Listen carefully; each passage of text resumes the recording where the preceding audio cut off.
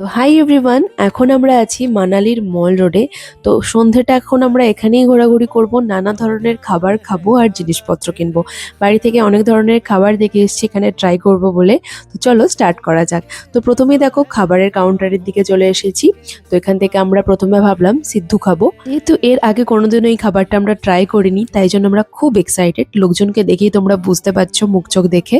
তো দেখো আমরা দোকানের কাছে চলে গিয়েছিলাম আর অর্ডারও করে দিয়েছিলাম। প্রথমে কিন্তু দুটো অর্ডার করেছিলাম, জানি না কিরকম কি খেতে হবে, যদি খারাপ হয়, যদি খেতে না। খাবারের চার্টটা আমি এখানে ভিডিওর মধ্যে অ্যাটাচ করে দিচ্ছি, তোমরা চাইলে পজ করে দেখে নিতে পারো কি কি খাবার এখানে পাওয়া যায়।